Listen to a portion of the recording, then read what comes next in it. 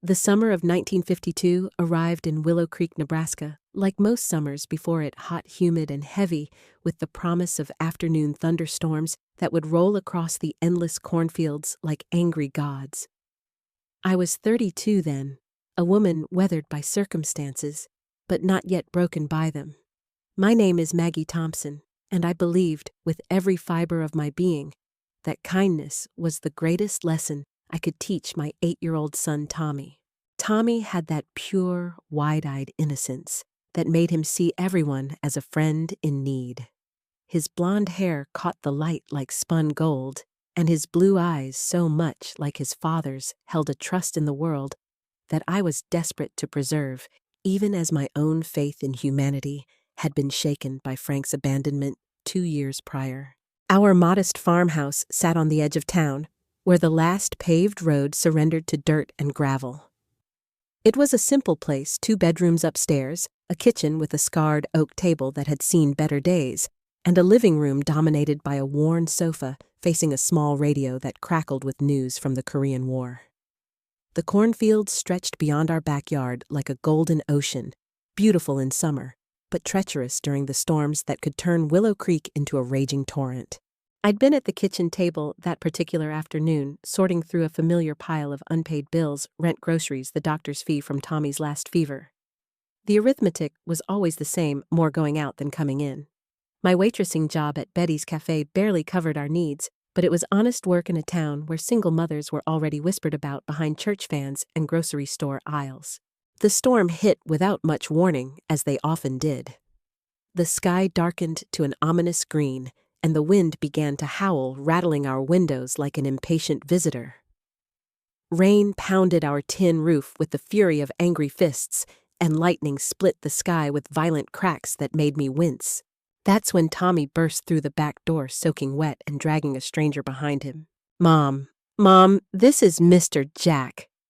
Tommy's voice rang with excitement as he tugged at the sleeve of a tall, gaunt man whose coat dripped puddles onto our linoleum floor. "I found him by the old barn all cold and wet. He says he's been walking for days without food. Can we help him? Please?" The man, Mr. Jack, stood there awkwardly, water streaming from his unkempt beard and wild hair. His eyes were shadowed under a battered hat, and something about his presence made the hair on my arms stand up, though I couldn't say why. "Ma'am, I don't mean to impose," he said, his voice gravelly like stones grinding together. "Just a bite to eat and a dry spot till the storm passes." I froze, my heart skipping a beat. Strangers weren't common in Willow Creek, especially not the drifter type. The town had grown more insular since the floods the year before, when rising waters had washed away not just homes, but trust in anything unpredictable. But Tommy's hopeful face melted my resolve. His eyes pleaded with me, bright with the kind of compassion I'd worked so hard to nurture in him.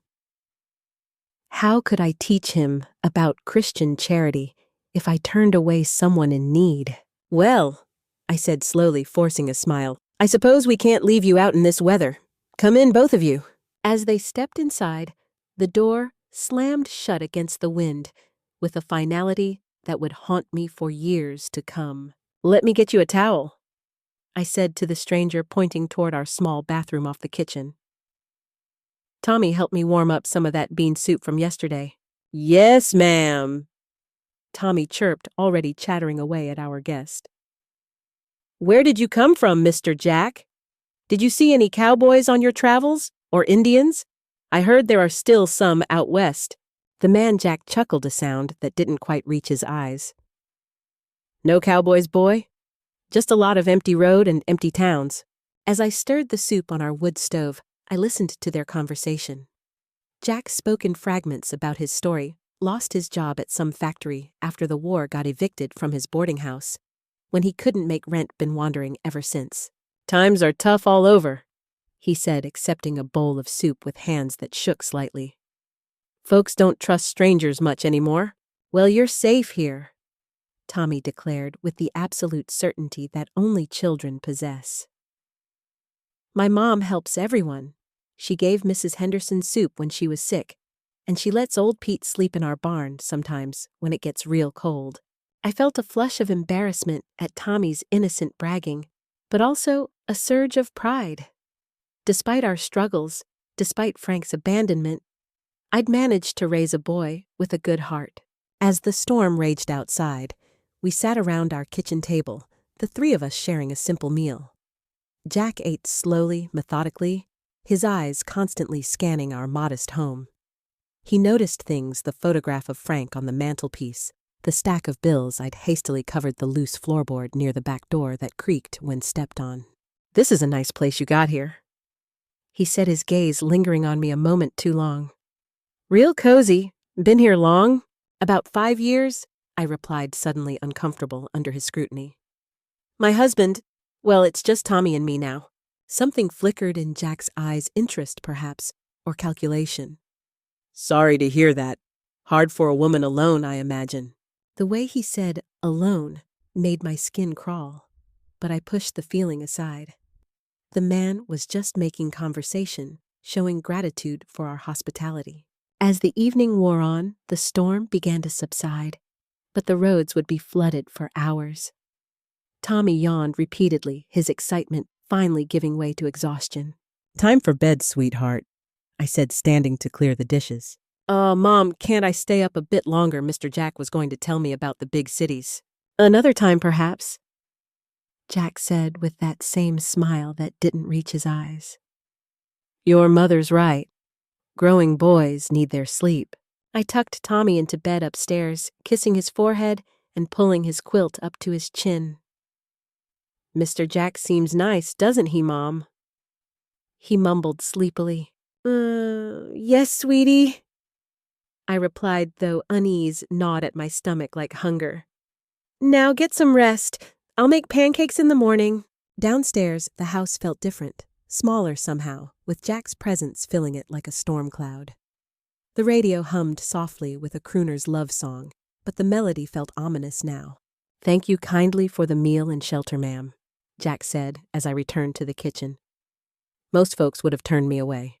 "Well, we're not most folks," I replied, trying to inject warmth into my voice despite the chill running down my spine. He stood up, then moving closer to where I stood by the sink. "No, I can see that.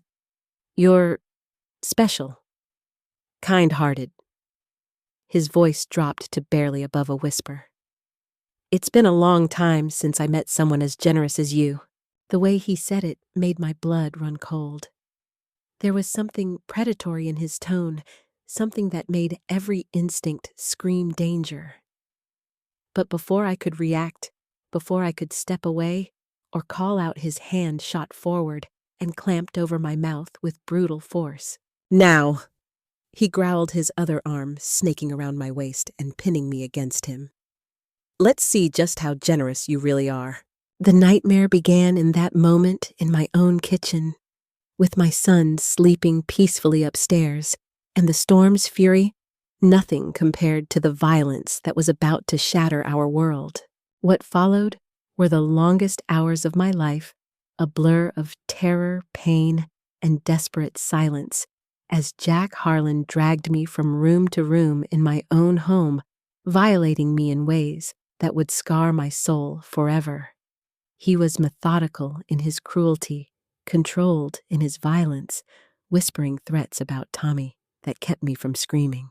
"You make one sound, and I go upstairs," he snarled between assaults.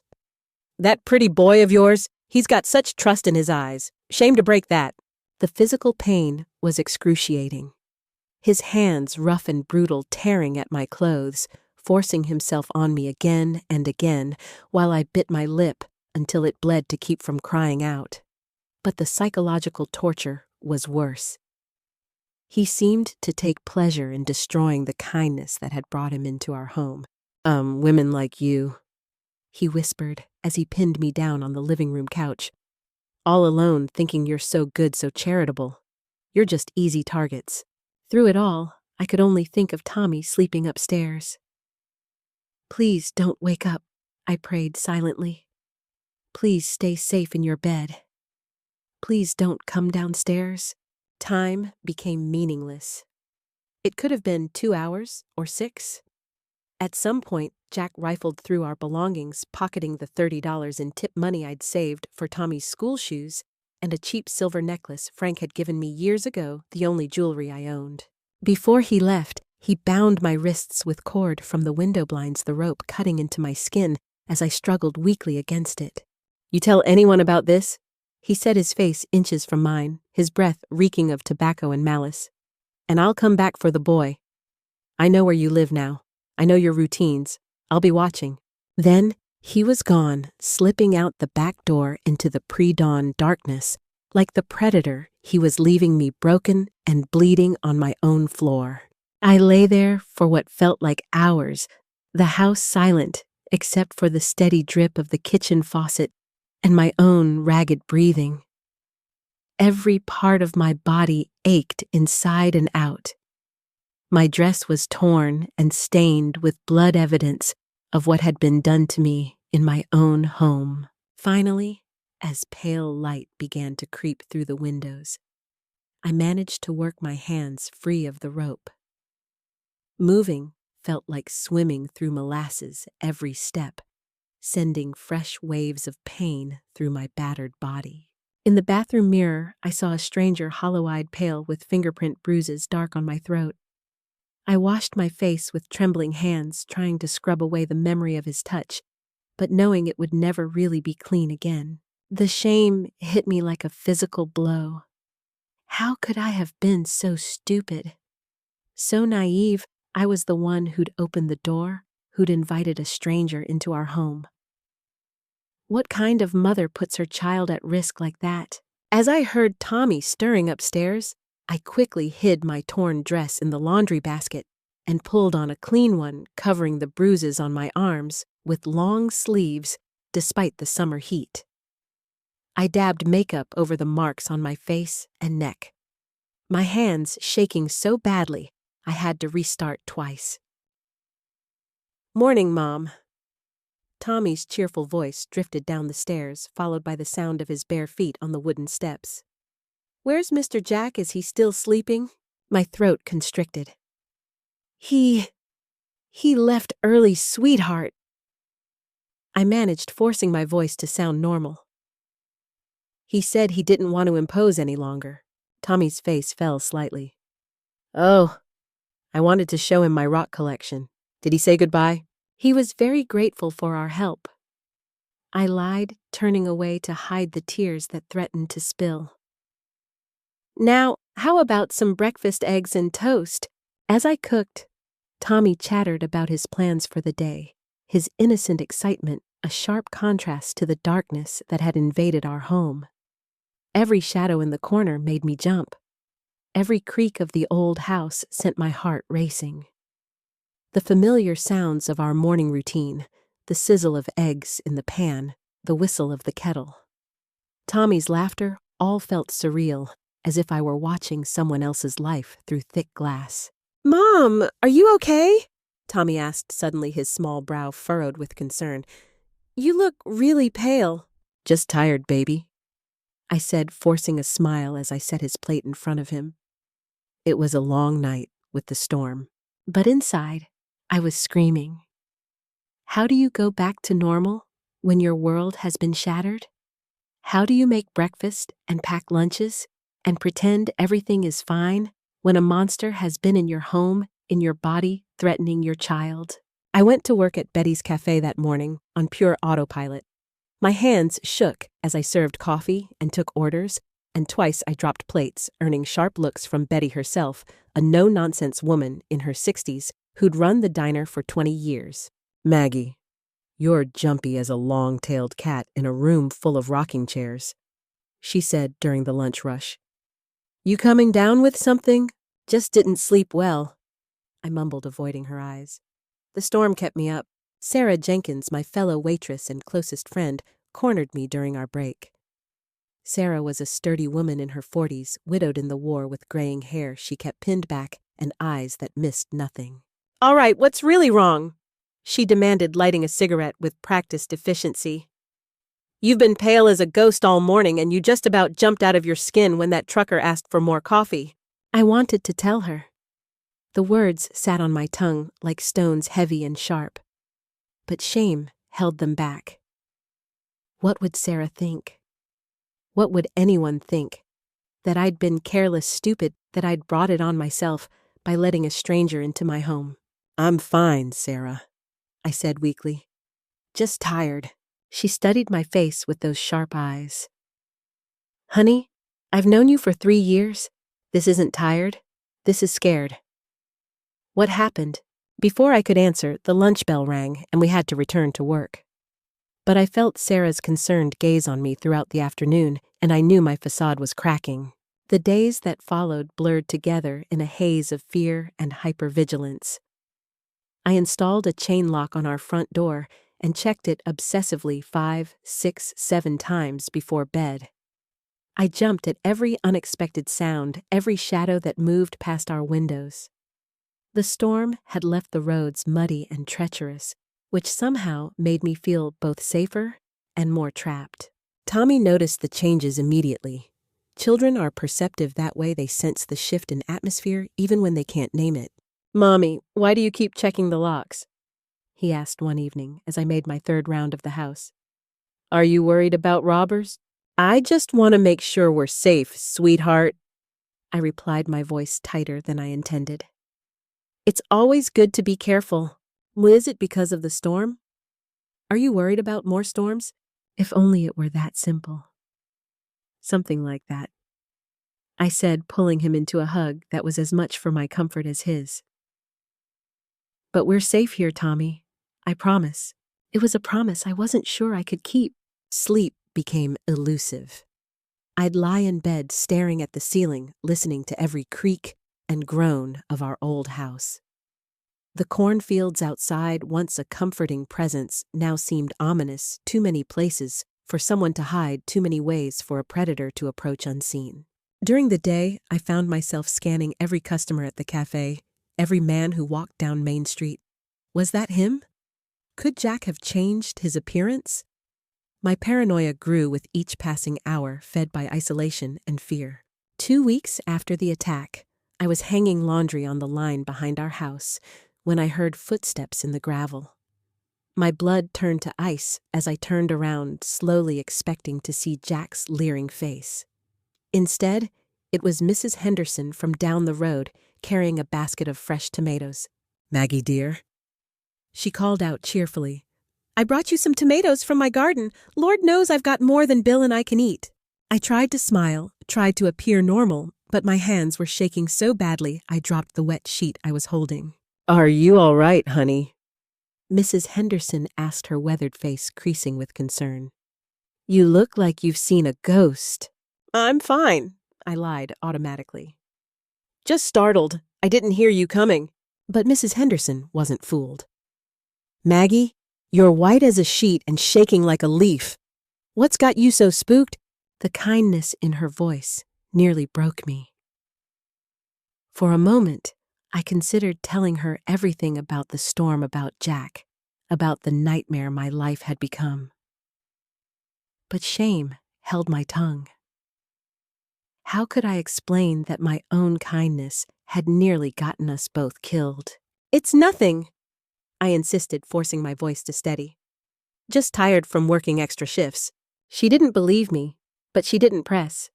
Instead, she set the basket of tomatoes on my back step and patted my arm gently. "You know, Maggie, sometimes we all need help. There's no shame in asking for it." After she left, I sat on the back steps and cried deep, wrenching sobs that I'd been holding back for 2 weeks. The tomatoes sat beside me, bright red and perfect, a reminder that kindness still existed in the world, even when it felt like darkness had swallowed everything. 3 weeks after the attack, my carefully constructed facade began to crumble in earnest. It started with a simple phone call from Tommy's teacher, Miss Ellis, a young woman fresh out of college with earnest brown eyes and infinite patience for her students. "Mrs. Thompson," she said, her voice carefully neutral over the crackling phone line. "I wanted to speak with you about something Tommy shared in class today. During our drawing time, he created a picture of 3 people, you, him, and a man he called Mr. Jack. He told the class that Mr. Jack was a friend who might come back to visit. I was wondering if you could tell me about this person.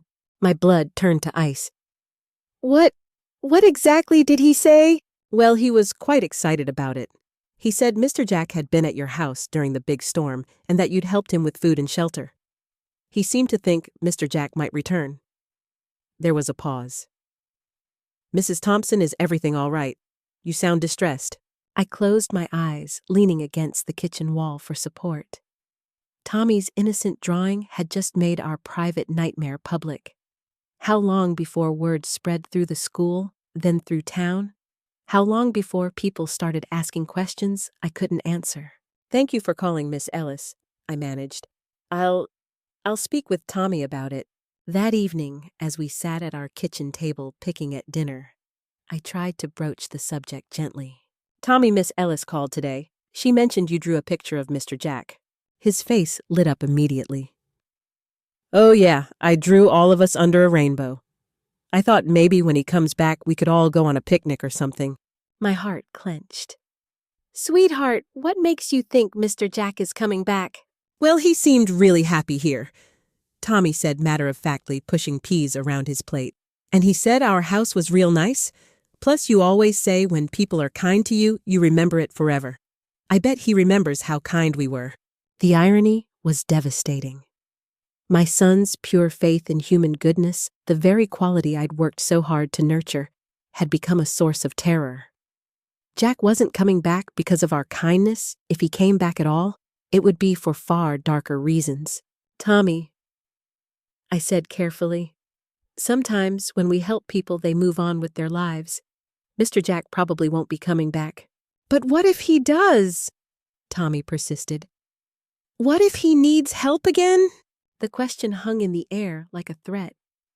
What if he does come back? What if Jack Harlan was out there somewhere watching, waiting, planning his return? That night, sleep was impossible. I sat by my bedroom window, peering out at the moonlit fields, jumping at every shadow that moved in the wind. The isolation that had once felt peaceful now felt dangerous. We were too far from town, too far from help, if something went wrong. The breaking point came 4 days later. I was closing up at Betty's Cafe, wiping down the last of the tables as the sun set behind the grain elevator. Sarah had left early for a dentist appointment, and Betty was in the back office counting the till. The dinner crowd had been light, just a few truckers and old farmers nursing coffee and pie. The bell above the door chimed, and I looked up to see a tall, bearded man in a worn coat stepping inside. For a split second, my heart stopped completely. The build was wrong, the face was different, but something about the way he moved, the predatory way his eyes scanned the room, sent me into a full panic. The coffee pot slipped from my hands and shattered on the floor, sending hot coffee and ceramic shards everywhere. I backed against the wall, my breath coming in short, desperate gasps. Ma'am, the man said, his voice concerned. You okay? I didn't mean to startle you. But I couldn't hear him properly. The world had narrowed to a tunnel, and all I could see was Jack Harlan's face. All I could feel were his hands on me. All I could hear were his threats against Tommy. Ma'am, hey, somebody get some help. Betty rushed out from the back office, took one look at me hyperventilating against the wall, and immediately took charge. It's all right, Earl, she said to the bearded man. This is Maggie. She's been having a rough time lately. Why don't you head on over to Murphy's for your dinner? I'll take care of her. After Earl left shaking his head in confusion, Betty guided me to a chair and brought me a glass of water. All right, Maggie, she said firmly. I've been patient, but this has gone far enough. You're going to tell me what's really going on, and don't you dare say it's just being tired. So I told her. Not everything. I couldn't bring myself to share the most intimate details of the assault, but enough. The stranger, Tommy, brought home the attack, the threats against my son. Betty listened without interruption, her weathered face growing harder with each word. Sweet Jesus, she whispered when I finished. Maggie, honey, you should have said something sooner. You can't carry this alone. I was scared. I admitted, tears streaming down my face. Scared people would blame me for letting him in. Scared they'd think I was stupid careless. Honey, the only person to blame for this is that son of a bitch who hurt you, Betty said fiercely. And you need to call the police. Tonight. But he said he'd come back for Tommy if I told anyone, which is exactly why you need to call the police, Betty interrupted. This man is dangerous, Maggie. What's to stop him from coming back anyway? At least if you report it, they'll be looking for him. Betty was right, and deep down, I'd known it for weeks. Living in fear wasn't protecting Tommy. It was just prolonging our nightmare. That night, after Betty drove me home and made sure Tommy was safely in bed, I sat at my kitchen table with the phone in my lap for 20 minutes before I finally found the courage to dial. Sheriff's office, came the gruff voice of Officer Reynolds. Ah, this is Maggie Thompson, I said, my voice barely above a whisper. I need to report an assault. There was a pause. Ma'am, when did this assault occur? 3 weeks ago, in my home. Another pause, longer this time. Mrs. Thompson, I'm going to come out to your place right now. Don't open the door for anyone but me, understand? 15 minutes later, I watched Officer Reynolds' patrol car pull into my muddy driveway, its headlights cutting through the darkness. Reynolds was a big man in his 50s, with graying hair and a mustache that made him look stern even when he wasn't trying to be. He'd been Willow Creek's sheriff for over a decade, and while he wasn't particularly warm, he had a reputation for fairness. I led him into my kitchen, where we sat across from each other at the same table, where Jack Harlan had eaten my soup and plotted my destruction. All right, Mrs. Thompson, Reynolds said, pulling out a small notebook. I need you to tell me everything from the beginning. Take your time. So I told him. The storm. Tommy finding Jack by the barn, my decision to let him in. The attack itself was harder to describe. I stumbled over words, my voice breaking, as I relived the nightmare. But Reynolds listened patiently, asking gentle questions when I got stuck, never making me feel judged or ashamed. This man, he said, when I finished, can you describe him in more detail? I closed my eyes, forcing myself to remember. Tall, maybe 6'2" or 6'3", thin but strong, dark hair graying at the temples. Beard was unkempt, wild-looking. His eyes were cold, empty. Any distinguishing marks, scars, tattoos? There was a scar on his left hand between his thumb and forefinger. Looked old, and he had a gold tooth, upper right side. Reynolds scribbled notes. What about his voice accent? Rough, like he'd been smoking for years. No real accent, but he mentioned Omaha once. Said he'd lost a factory job there. Did he take anything from your home? About $30 I'd saved for Tommy's school shoes. And a silver necklace. It wasn't worth much, but it was the only jewelry I had. Reynolds nodded grimly. Mrs. Thompson, I'm going to be straight with you. 3 weeks is a long time in cases like this. Evidence gets harder to find, memories, fade, trails go cold. But we're going to do everything we can to find this man. He said he'd come back for Tommy if I told anyone, I whispered, which is exactly why we need to catch him. Reynolds replied firmly. Men like this, they don't just stop. They move from town to town looking for their next victim. By staying quiet, you might have protected yourself temporarily, but you put other women at risk. The guilt hit me like a physical blow. While I'd been hiding in fear, Jack Harlan could have been hurting other women, other families. How many victims were there that I didn't know about? What happens now? I asked. I'm going to put together a description and circulate it to neighboring counties. We'll check with the factories in Omaha, see if anyone matching his description was let go recently. And I'm going to increase patrols around your property. He leaned forward, his expression serious. Mrs. Thompson, I want you to be extra careful. Keep your doors locked.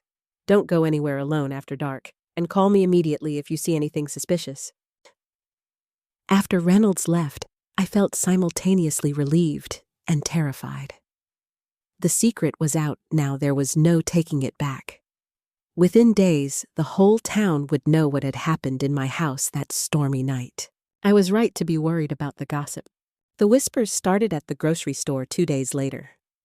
I was picking up milk and bread when I overheard Mrs. Caldwell talking to Mrs. Murphy near the canned goods aisle. "I heard Maggie Thompson was attacked in her own home," Mrs. Caldwell was saying in a stage whisper that carried clearly across the store. "Apparently, she let some drifter in during that big storm a few weeks back." "Well, what did she expect?" Mrs. Murphy replied, her voice dripping with judgment. "A single woman living alone with that boy, letting strange men into her house. It's just asking for trouble." My cheeks burned with shame and anger. I wanted to march over there and tell them exactly what Jack Harlan had done, make them understand that I was the victim, not the villain. But I couldn't find the words, couldn't summon the courage. Instead, I paid for my groceries quickly and hurried home. The judgment followed me everywhere. At church that Sunday, I felt eyes on me during the entire service. Conversations stopped when I walked by. The pastor's sermon about forgiveness and redemption felt like a personal attack, as if my assault was somehow a moral failing that required absolution. Sarah tried to be supportive, but even she couldn't entirely hide her confusion. "I just don't understand why you let him in," she said during our break at the cafe.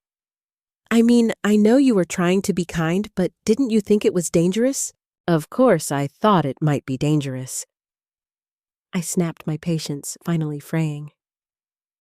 But Tommy was so excited about helping someone, and I thought I was teaching him about compassion. "Well, maybe you should have been more careful," Sarah said, then immediately looked stricken. "Oh, Maggie, I'm sorry. I didn't mean it like that." But the damage was done. Even my closest friend thought I was partially to blame for what had happened to me.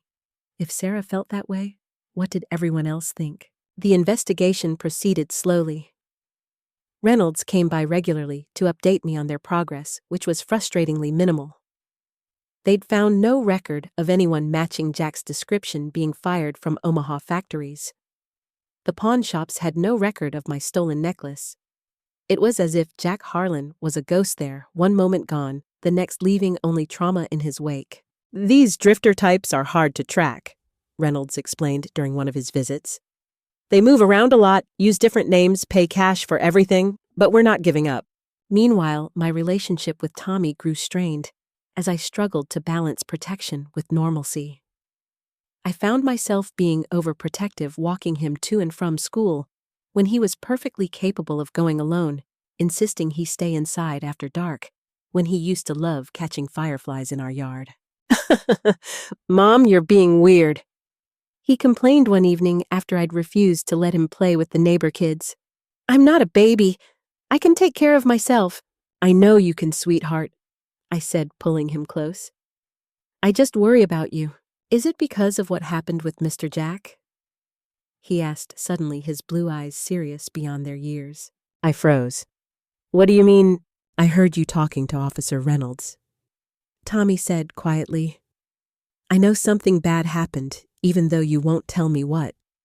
And I know it's my fault because I brought him home." My heart shattered.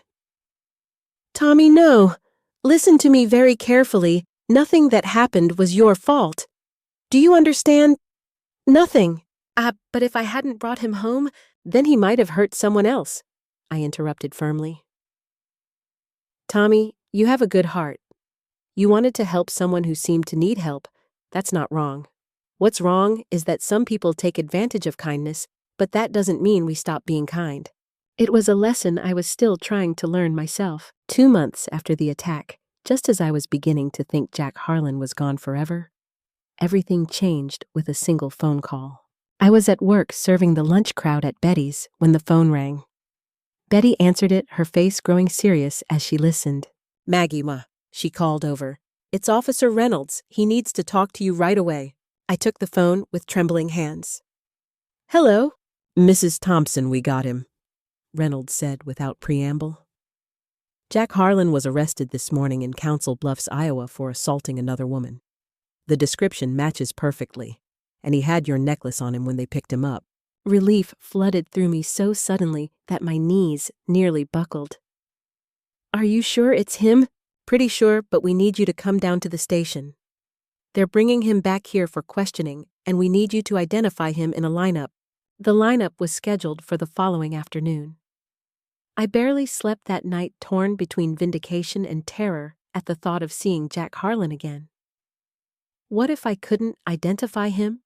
What if he recognized me and somehow found a way to make good on his threats? Sarah offered to drive me to the sheriff's office, and I gratefully accepted. My hands were shaking too badly to trust myself behind the wheel. The sheriff's office was a modest building on Main Street with holding cells in the back and a small interrogation room where Reynolds conducted his interviews. When we arrived, there were already several other people waiting, witnesses, I assumed, from other crimes. Mrs. Thompson. Reynolds greeted me with a nod. Thank you for coming. Are you ready for this? No, I thought. I'll never be ready, but I nodded anyway. The lineup room was small and sterile, with bright fluorescent lights and a one-way mirror facing a wall marked with height measurements. 6 men stood against the wall, all roughly the same build and coloring. But I recognized Jack Harlan immediately, number 4, his cold eyes staring straight ahead, that gold tooth glinting when he shifted his weight. That's him, I said without hesitation, pointing at number 4. That's Jack Harlan. Reynolds nodded grimly. You're certain? Absolutely certain. My voice was steadier than I felt. That's the man who attacked me. What I didn't know then was that Jack Harlan's arrest would reveal a truth far more disturbing than I could have imagined, a connection to my past that would turn my understanding of that terrible night completely upside down. The preliminary hearing was held 3 weeks later in the county courthouse, an imposing brick building that had served Willow Creek for over 50 years. I'd never been inside before, and the formal atmosphere, the polished wood, the flags, the stern-faced judge made me feel small and exposed. Jack Harlan sat at the defendant's table with his court-appointed lawyer, a thin young man who looked barely out of law school. Even in the orange prison jumpsuit, Jack maintained that predatory stillness I remembered so well. When our eyes met across the courtroom, he smiled, a cold, knowing expression that made my skin crawl. The prosecutor, District Attorney Margaret Walsh, was a formidable woman in her 40s, with graying hair pulled back in a severe bun. She'd driven down from the county seat specifically for this case, which Reynolds told me was a good sign. Mrs. Thompson, D.A. Walsh said as she approached the witness stand, I need you to tell the court in your own words what happened on the night of June 15, 1952. I took a deep breath and began. The courtroom was packed. Seemingly half of Willow Creek had shown up to hear the details of my assault.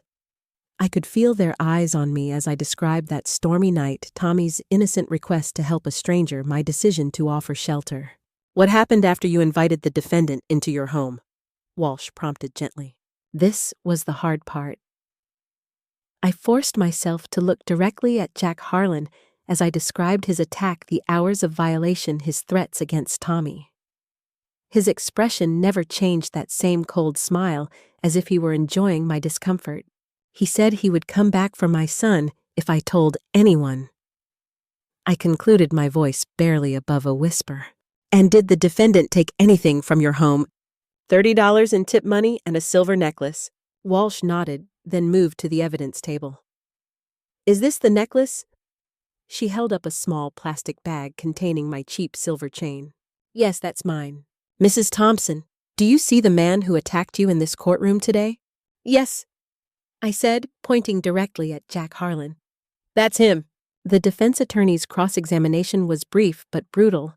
He questioned my decision to let a stranger into my home, implied that I might have invited the encounter, suggested that my identification could be mistaken after so much time had passed. Isn't it true, Mrs. Thompson, that you were lonely after your husband abandoned you? He asked with practiced cruelty. Objection.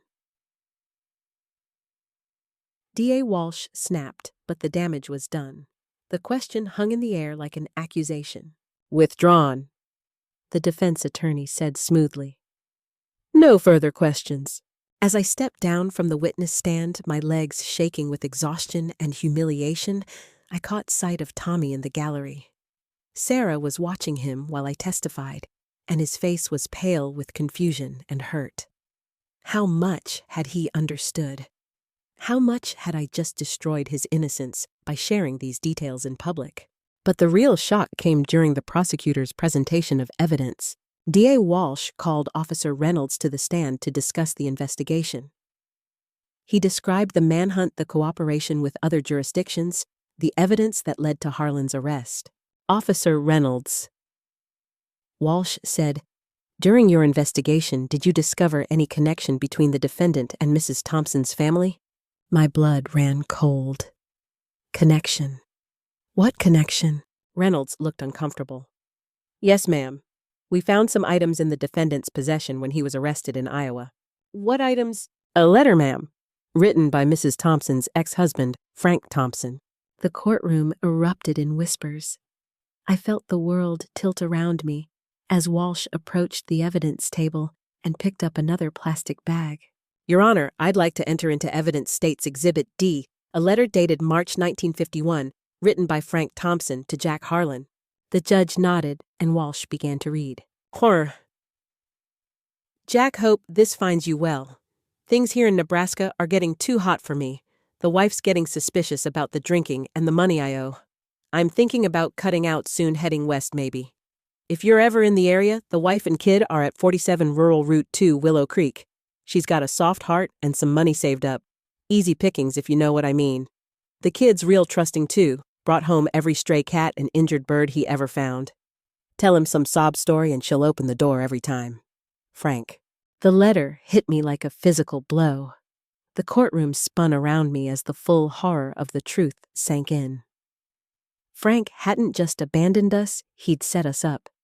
He'd given Jack Harlan our address, told him exactly how to manipulate Tommy's kindness and my compassion. The assault hadn't been random at all. It had been planned, orchestrated by the man I'd once loved, the father of my child. I must have made some sound, a gasp or a sob, because Walsh paused in her reading and looked at me with concern. Mrs. Thompson, did you know about this letter? No, I whispered, then louder. No, I had no idea. Jack Harlan was no longer smiling. In fact, he looked furious, shooting angry glances at his lawyer, as if this revelation wasn't part of their defense strategy. How long had the defendant known Frank Thompson? Walsh continued. According to other letters we found, Reynolds replied, they worked together at the Morrison factory in Omaha for about 6 months in 1950. Harlan was fired for theft, and Thompson was let go for showing up drunk. They apparently stayed in touch after that. The pieces fell into place with sickening clarity. Jack's familiarity with our house layout, his knowledge of our routines, his confidence that I would let him in it all made sense now. He'd been given a roadmap to our destruction by the one person who should have protected us. The defense attorney was scrambling now, trying to object to the letter's admissibility, but the judge overruled him. The evidence was clear and devastating. During a brief recess, D.A. Walsh pulled me aside. Mrs. Thompson, I'm sorry you had to learn about this in court, she said gently. We only discovered the letter yesterday, and there wasn't time to prepare you. Does Tommy know? I asked, my voice hollow. Not unless someone tells him, and I'd recommend waiting until after the trial to have that conversation. I nodded numbly. How do you tell an 8-year-old that his father orchestrated his mother's assault? How do you explain that level of betrayal and evil? When court resumed, the prosecution rested its case. The defense tried to argue that the letter proved premeditation on Frank's part, not Jack's, but it was a weak argument. Jack Harlan had chosen to act on Frank's information. He'd chosen to come to our house to attack me, to threaten my child. The judge's ruling was swift and decisive. Jack Harlan would stand trial for rape, assault, burglary, and terroristic threatening. Bail was denied due to flight risk and the violent nature of the crimes. As the bailiff led Jack away in shackles, he turned and looked directly at me one last time. Your husband was right about you, he called out loud enough for the whole courtroom to hear. Easy pickings. The gavel came down hard as the judge ordered him removed, but the words had already done their damage. The whispers started immediately, speculation about Frank's role, questions about what I might have known, judgment about the choices that had led to this moment. Outside the courthouse, reporters from the county newspaper waited with cameras and questions. Sarah and Tommy were already in her car, the engine running, ready for a quick escape. "Mrs. Thompson," one reporter called out, "did you know about your husband's connection to the defendant?" I ignored them and climbed into Sarah's car, where Tommy sat in the back seat, looking confused and frightened. "Mom, what did that man mean about Dad?" he asked as we drove away from the courthouse. "What letter?" I turned to look at him, my heart breaking at the innocence still visible in his eyes, despite everything he'd witnessed. "We'll talk about it at home, sweetheart," I said softly. "There are some things about your father that I need to explain to you." That evening, after Sarah had gone home and Tommy was in bed, I sat alone in my kitchen, the same kitchen where this nightmare had begun, and tried to process the day's revelations. Frank's betrayal cut deeper than Jack's assault in some ways. The rape had been random violence, terrible, but impersonal. Frank's letter was something else entirely, a calculated betrayal by someone who had once claimed to love me, who had helped create the child he'd put in danger. The phone rang, startling me from my thoughts. It was Dr. Margaret Ellis from the county mental health clinic, whom D.A. Walsh had recommended for counseling. "Mrs. Thompson, I heard about today's hearing," she said in a warm, professional voice. "I imagine you're feeling overwhelmed right now?" "That's putting it mildly," I replied, surprised by the bitter laugh that escaped me. "Would you like to come in and talk? Sometimes it helps to process these kinds of revelations with someone neutral." I found myself nodding even though she couldn't see me. "Yes," I said. "I think I'd like that very much." The trial was set for October, giving me 3 months to prepare for what would undoubtedly be an even more intense ordeal than the preliminary hearing. But at least now I knew the whole truth, as ugly as it was. Jack Harlan hadn't chosen us randomly. We'd been targeted, set up, betrayed by someone we should have been able to trust. As I locked up the house that night, checking each door and window twice as had become my habit, I realized something had changed. The fear was still there, but it was joined by something else: anger. Pure, righteous fury at both Jack Harlan and Frank Thompson for the ways they'd violated and manipulated us. That anger, I would learn, could be just as powerful as fear, and far more useful in the long road to recovery that lay ahead. Dr. Margaret Ellis's office was nothing like I'd expected. Instead of the sterile clinical environment I'd imagined, it was warm and inviting, soft lighting, comfortable chairs, and walls lined with books. Dr. Ellis herself was a woman in her early 50s, with kind brown eyes and graying hair that she wore in a simple bob. She had the rare gift of making you feel heard without judgment. "Tell me about the anger, Maggie," she said during our third session, her voice gentle but probing.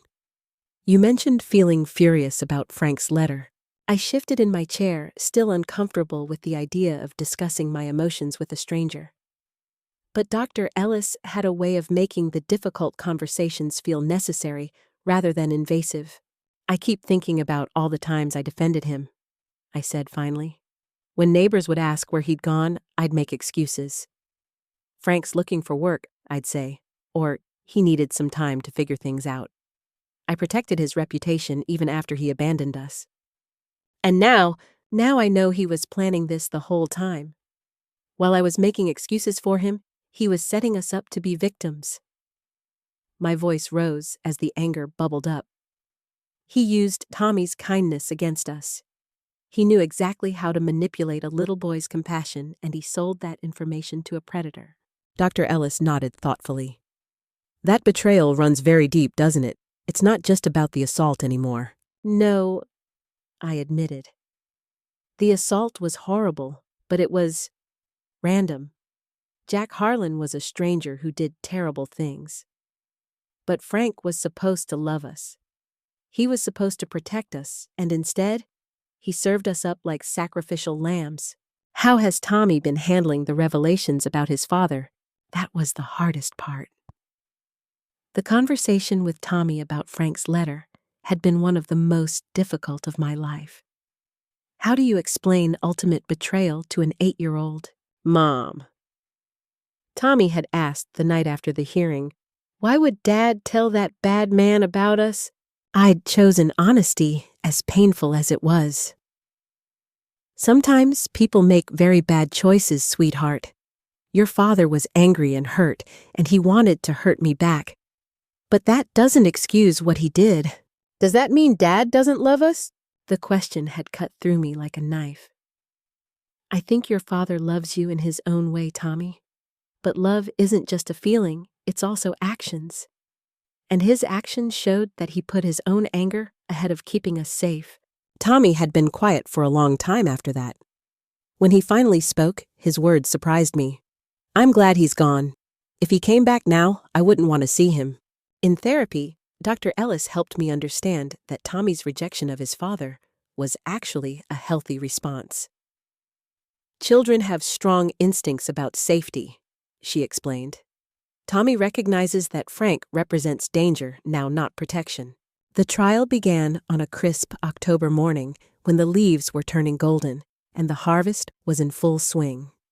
The courthouse was even more crowded than it had been, for the preliminary hearing word of Frank's involvement had spread throughout the county, turning our private tragedy into public spectacle. Jack Harlan looked different than he had 3 months earlier.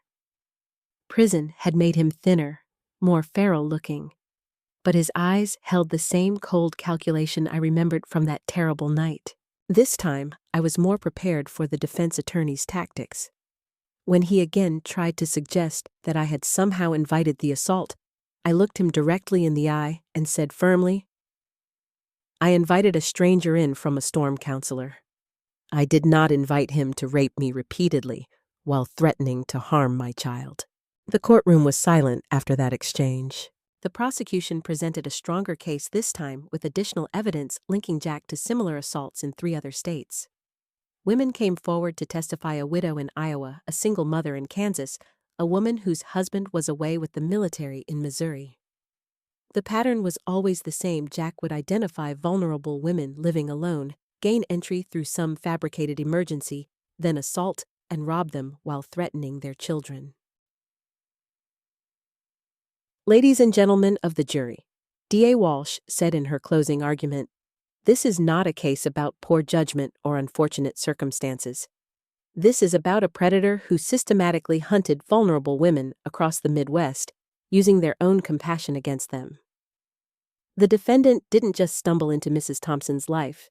He was directed there by information provided by her own husband, information that detailed exactly how to manipulate her son's kindness to gain entry to their home. The jury deliberated for less than 2 hours. When they returned with their verdict guilty on all counts, I felt a weight lift from my shoulders that I'd been carrying for nearly 6 months. Jack Harlan was sentenced to 25 years in state prison. As the judge read the sentence, Jack turned to look at me one final time. But instead of the cold confidence I'd seen before, there was something else in his eyes, now defeat. Walking out of that courthouse with Tommy's hand in mine and Sarah beside us, I felt something I hadn't experienced since that terrible night in June safety. Recovery wasn't linear. There were still bad days, moments when a shadow or an unexpected sound would send my heart racing. But Dr. Ellis had taught me tools for managing the fear, and more importantly, she'd helped me understand that healing was possible. Trauma changes us, she'd said during one of our sessions. But it doesn't have to define us. You get to choose what story you write from here. I chose to write a story of strength. 6 months after the trial, I made a decision that surprised everyone, including myself. I started volunteering at the county women's shelter that had opened in the state capital. Once a week, I'd drive the 40 miles to speak with women who had been through experiences similar to mine. I know it feels like the fear will never go away. I'd tell them, sitting in the same kind of circle where I'd first found my own healing. I know it feels like you'll never be safe again. But you will. Not the same as before, that innocence is gone. But you'll find a different kind of safety, one that comes from knowing you survived the worst and came out the other side. Tommy thrived in ways that amazed me. The trauma had matured him in some ways, but he hadn't lost his essential kindness. He was more cautious now, more aware of potential dangers, but he still brought home injured animals and shared his lunch with kids who forgot theirs. "I want to be a policeman when I grow up," he announced one evening over dinner. "Like Officer Reynolds, I want to catch bad guys before they hurt people." The irony wasn't lost on me. The kindness that had made us vulnerable had also given Tommy a sense of purpose. Reynolds himself became a regular presence in our lives, checking on us periodically, and including Tommy in some of the community safety programs he'd started. "That boy's got good instincts," he told me one afternoon. "He'd make a fine officer someday." As 1953 turned into 1954, our lives settled into a new normal. I'd left waitressing behind and taken a position as a secretary at the elementary school, which allowed me to be closer to Tommy during the day. The pay was better, the hours more regular, and the work felt meaningful. Sarah had become more than a friend. She was family now, the sister I'd never had. She'd stood by us through the worst of it, and her loyalty had taught me that not all trust was misplaced. "You know what I admire most about you," she said one evening, as we sat on my front porch watching Tommy play in the yard. "You didn't let it make you bitter. After what Frank did, what that animal did, you could have closed yourself off from the world, but you didn't." "I wanted to," I admitted. "There were days when I wanted to take Tommy and disappear somewhere no one could find us." "But you didn't," Sarah repeated. "You fought back, you testified, you got justice, and now you're helping other women do the same?" That autumn, I received a letter that I almost threw away without opening. The return address was Nebraska State Penitentiary, and I assumed it was from Jack Harlan. But the name on the envelope was different, Frank Thompson. Inside was a single page written in Frank's familiar scrawl. "Maggie, I heard about the trial. I know what happened, and I know my part in it. There's no excuse for what I did. I was drunk and angry, and I wanted to hurt you for not understanding me. I never thought Jack would actually do anything with the information I gave him. I thought it was just talk. I know that doesn't make it better. I know I can never fix what I broke. I'm not asking for forgiveness because I don't deserve it. I just wanted you to know that I'm sorry. I hope you and Tommy are okay. Frank." I read the letter 3 times, then folded it carefully and put it in my desk drawer. Not to treasure it, but to remember it. Frank's apology didn't change anything. The damage was done. The trust shattered beyond repair. But it closed a circle, answered a question I hadn't realized I was still asking. Did he know what he'd done? Did he understand the consequences of his betrayal? The answer was yes, and somehow that knowledge brought a measure of peace. By the time Tommy turned 10 in 1954, he had grown into a thoughtful, resilient boy who understood more about the world's darkness than most children his age, but who had somehow retained his essential goodness. He still drew pictures, but they were different now. Instead of simple houses and rainbows, he drew complex scenes of good triumphing over evil, of families protecting each other, of communities standing together against threats. "Look, Mom," he said one evening, showing me his latest creation. "It's us, but we're superheroes now. See, you have a shield to protect people, and I have supervision to spot the bad guys before they get close." In his innocent way, Tommy had captured exactly what we'd become: stronger, more aware, better equipped to face whatever challenges lay ahead. The nightmares still came occasionally, but they were less frequent now, less vivid. Dr. Ellis had taught me techniques for managing them, ways to ground myself in the present when the past threatened to overwhelm me. Healing isn't about forgetting," she'd explained during one of our final sessions. "It's about integrating the experience into your larger story in a way that doesn't give it power over your future." As 1955 dawned, I realized that's exactly what had happened. The assault, Frank's betrayal, the trial, they were all part of my story now, but they weren't the whole story. They were chapters in a larger narrative about survival, about the power of community, about the difference between kindness and naivety. I'd learned to be kind without being foolish, generous without being vulnerable, trusting without being naive. It was a harder wisdom than the simple faith I'd carried before, but it was more durable. One morning, in late spring, as I was getting ready for work, Tommy made an announcement that stopped me in my tracks. "Mom, I've been thinking about Mr. Jack." My hands stilled on the buttons of my blouse. We rarely talked about Jack Harlan anymore. The trial was over. He was in prison, and we'd all moved on with our lives. "What about him, sweetheart?" "I'm not sorry I brought him home that night." I turned to face him, surprised. "Tommy, I know what he did was terrible." Tommy continued, his young face serious. "And I know it hurt you, and I know it was scary. But I've been thinking, and if I hadn't brought him home, he would have hurt someone else. Maybe someone who didn't have Officer Reynolds to help them, or Dr. Ellis to talk to, or Sarah to be their friend. Maybe someone who wouldn't have been as strong as you were." Tears sprang to my eyes as I knelt down to his level. "Oh, Tommy, I think maybe God wanted us to be the ones he hurt," he said with the matter-of-fact faith of childhood, "because he knew we could handle it. And now he's in prison where he can't hurt anybody ever again." I pulled him into my arms, marveling at the wisdom of this 10-year-old boy who had somehow found meaning in our trauma. "I think you might be right," I whispered into his hair. "I think you might be exactly right." That afternoon, as I was filing papers in the school office, Principal Morrison approached my desk with a thoughtful expression. "Maggie, I've had an interesting phone call," he said. "There's a women's advocacy group forming in the state capitol.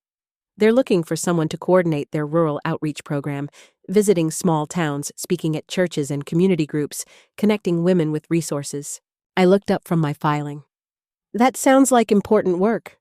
They asked specifically for you," Morrison continued. "Apparently your work at the shelter has gotten some attention. They'd like to offer you the position." The idea both thrilled and terrified me. It would mean leaving Willow Creek, starting over in a new place, building a different kind of life. But it would also mean turning our experience into something larger, something that could help other women avoid what we'd endured. "I'd need to think about it," I said carefully. "It would mean uprooting Tommy, leaving the only home he's ever known." "Talk it over with him," Morrison suggested. "But Maggie, you'd be perfect for this kind of work. You understand what these women are going through in a way that no textbook could teach." That evening, Tommy and I sat on our front porch as the sun set over the cornfields, painting the sky in shades of pink and gold.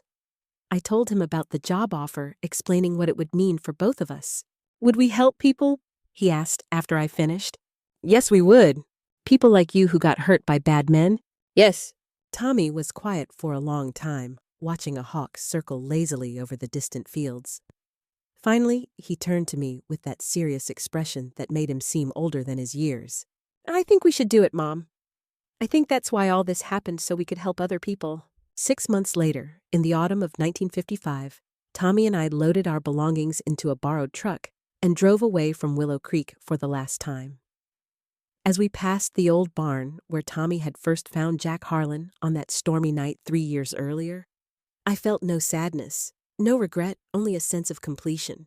The little farmhouse grew smaller in the rear-view mirror until it disappeared entirely. But the lessons we'd learned there traveled with us. That kindness tempered with wisdom was still the greatest gift we could offer the world. That survival was possible even after the worst imaginable betrayal. That healing was not just personal, but communal. Not just about recovering from trauma, but about transforming it into strength that could benefit others. Our new life in Lincoln was different from anything we'd known before. I threw myself into the work with a passion I'd never experienced, speaking at women's groups, training volunteers, developing safety protocols for rural communities. Tommy thrived in his new school, making friends easily and excelling in his studies. "You know what I like best about our new life?" he said one evening, as we walked home from the state capitol building, where I'd been meeting with legislators about funding for women's shelters. "What's that?" "We're not just surviving anymore, we're actually living." He was right. For the first time since Frank had walked out of our lives, maybe for the first time ever, we weren't just getting by. We were building something meaningful, something that would outlast us both. In 1957, 5 years after that terrible night, I received word that Jack Harlan had died in prison, a heart attack, according to the warden's letter. I felt nothing when I read the news, not relief, not satisfaction, not even indifference. Jack Harlan had simply become irrelevant to my life, a closed chapter in a story that had moved far beyond him. Frank was a different matter. He'd been released from prison in Colorado, where he'd been serving time for robbery, and had written, asking if he could see Tommy. The letter sat on my kitchen table for a week before I finally showed it to my son, now 13 and wise beyond his years. "What do you think?" I asked him. Tommy read the letter carefully, then handed it back to me. "I think he's a stranger," he said simply. "I have a dad, his name is Officer Reynolds, and he taught me how to throw a curveball. I don't need another one." I tore up Frank's letter that night and threw it in the trash. Some chapters once closed were meant to stay that way. As the 1950s drew to a close, our work had expanded to include lobbying for stronger laws, protecting women and children training programs for law enforcement, and a network of safe houses across 3 states.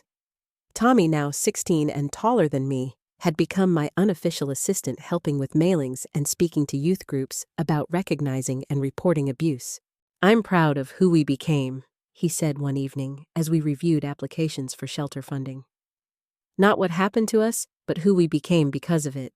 Looking at my son, thoughtful, compassionate, strong, in ways that had nothing to do with physical power, I realized he'd captured the essence of our journey. We hadn't just survived Jack Harlan's assault or Frank's betrayal. We'd transformed our pain into purpose, our trauma into strength, our vulnerability into a fierce determination to protect others. The kindness that had nearly destroyed us had ultimately saved us, not by making us naive or vulnerable, but by teaching us the difference between wisdom and weakness, between trust and foolishness, between helping others and helping ourselves. On a sunny afternoon in the spring of 1960, Tommy and I stood by a creek not far from our home in Lincoln, tossing stones into the water, as we'd done so many times before. He was 18 now, preparing to leave for college, where he'd study criminal justice and psychology, planning to combine law enforcement with counseling, a career path that would have been unimaginable before our ordeal. "Are you scared about me leaving?" he asked, his voice deeper now, but still carrying echoes of the 8-year-old boy who'd brought home a stranger from a storm. "Terrified," I admitted with a laugh. "But not the same kind of fear as before. This is the good kind of scared, the kind that comes from watching someone you love step into their own life." We stood in comfortable silence for several minutes, watching the water flow past our feet. Finally, Tommy picked up one last stone and hefted it thoughtfully. "For Jack Harlan," he said, then threw it as far as he could into the creek. "May he rest in irrelevance." I laughed, surprising myself with the sound. It had been a long time since I'd been able to joke about any of it. "And this one," I said, selecting my own stone, "is for Frank. May he find whatever peace is possible for someone who betrayed his own family." My stone followed Tommy's into the water, and we watched the ripples spread outward in ever-widening circles until they disappeared entirely. "And this one," Tommy said, picking up a final stone, "is for us, for surviving, for thriving, for becoming unbreakable." His throw was perfect, the stone skipping across the surface 4 times before finally sinking beneath the water. We stood there, watching, until even the ripples were gone, and then we walked home together. Mother and son, survivors and thrivers, living proof that the worst thing that happens to you doesn't have to be the last thing that defines you. The kindness that had nearly broken us had ultimately made us whole. Not the same wholeness we'd possessed before.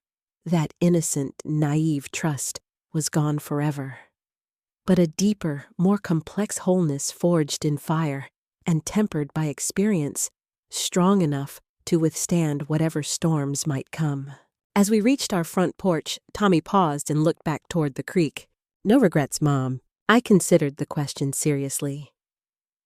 Regrets about letting Jack Harlan into our home, about trusting Frank, about the pain and fear and public humiliation that had followed. No regrets, I said, finally. Not about the kindness. Not about the choice to help someone who seemed to need it. Not about any of it.